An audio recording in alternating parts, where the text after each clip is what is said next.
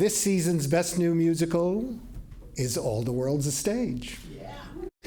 It's a tender, funny, and quietly radical new musical set in the world of small-town America in the 1990s, where fitting in often felt like the only way to survive. All the World's a Stage, the latest work from Ordinary Days composer Adam Gwon. Adam. Tells the story of Ricky Alleman, a closeted high school teacher whose carefully guarded life starts to unravel when an offbeat student asks for help with a statewide theater competition. What follows is a beautifully wrought tale of connection, courage, and the high-stakes drama of high school theater. Directed with warmth and restraint by Jonathan Silverstein. This world premiere was commissioned by Keane Company with the idea of creating a serious, intimate musical that could be manageably produced in small towns across the country. So it had a mission where courageous high school teachers and their eager, hopeful students still grapple with issues of identity, conformity, and courage. All the World's a Stage has 5 characters. 5 characters.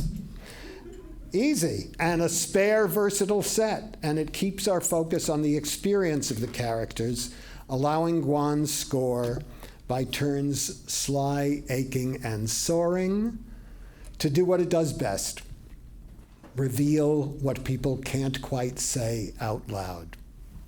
So they have to sing it. When Silverstein approached Gwon about a commission, Gwon told him he remembered what it was like when he was a high school senior, grappling with identity in the not especially welcoming world of 1996. And they decided to do something to bring that struggle to life and to share it with everyone who could and to share it with everyone they could, and everyone who could do with some quiet, everyday courage in similarly trying times.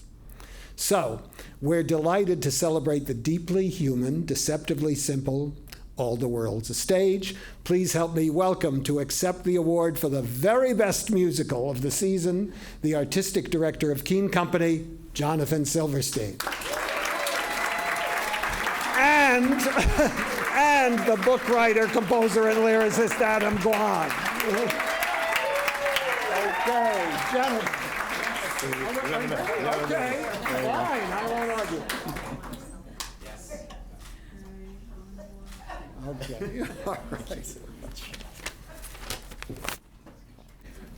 right. So thank you so much, Off-Broadway Alliance, for this special honor. I love the Off-Broadway Alliance. I love the way they advocate for younger artists. I've also got to say, I have always loved your 20 at 20 program. When you guys first started it, it helped jumpstart our ticket sales. And talking about Off-Broadway and the community, we also have with us Julian Christenberry from TDF, another person who gathers together to help sell our tickets. And that is not an easy thing off-Broadway with small marketing budgets. So thank you for that advocacy. This is an especially meaningful recognition, as in Keane's 25-year history, this is the first time we've been nominated for this award, let alone won. All the World's a Stage is also the first ever full-length musical commission that Keane Company has ever done, and the first brand new musical Keane Company has ever produced. And yeah, it's also my last season as artistic director. So this recognition is significant in so many ways. I want to thank our board. I want to thank our donors. I want to thank our enhancing producer, Michelle No, for making this production possible. And I also want to thank my producing partner, Ashley DeGiorgi, Keane's managing producer, without whom this production would never have happened. I began my tenure as Keane Company Artistic Director 13 years ago by producing Keane's first ever musical, Marry Me a Little, by Stephen Sondheim. And ever since then, Keane quickly became known for our musical revivals, such as John and Jen, Tick, Tick, Boom, and Ordinary Days. These intimate musicals prized heart over spectacle, and they felt more like plays with music than music with musicals with a capital M, and even if they were sung through. And required, yes, less resources than traditional musicals. While small cast reviews are plentiful, these intimate musicals are hard to find. So it became my dream to commission one, not only for Keene, but for smaller theaters across the country whose budgets may not allow for blockbuster musicals. Only in the non-profit off-Broadway sector could we create this musical utilizing the best talents of New York City, which Adam's going to talk about. Off-Broadway gives us a place to dream and do the work for the love of it and to focus on the work, not the finances.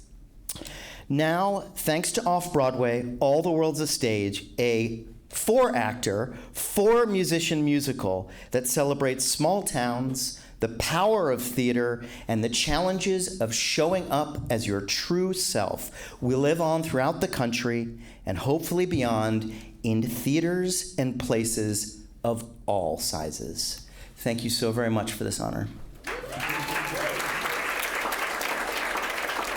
And I want to introduce the amazing creator. He wrote the book. He wrote the lyrics. He wrote the music. He has an incredible heart. He has an incredible ear. And he is what we in the theater call a mensch. Mr. Adam Gwon.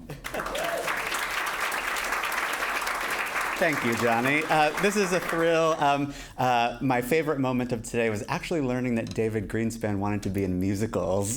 So I'm a very happy musical theater kid. I am here just to thank the incredible team of artists that came together to make our show possible, many of whom are here today.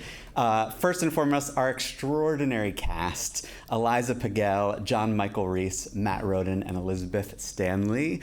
It was a privilege to watch you all bring your wholehearted selves to these characters, their flaws and all, and treat them with the grace that I felt like they deserved, so thank you.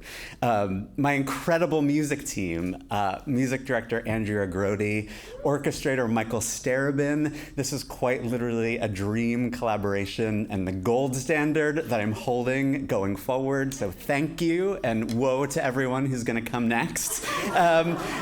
We had an amazing band, designers, crew, just the most joyful team that made our little theater a home away from home for a couple months.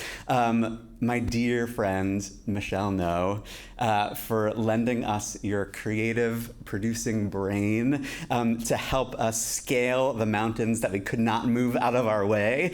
The small but mighty 4-person staff at Keene Company who did successfully move a lot of those mountains out of our way. And finally, Johnny Silverstein, for your faith in me and in this piece, but more importantly, for your unshakable belief that intimate stories told in intimate spaces can have an outsized impact on hearts and minds and the landscape of the American theater. Thank you for including me in your vision, Johnny, and thank you everyone for this wonderful recognition. Thank you so much.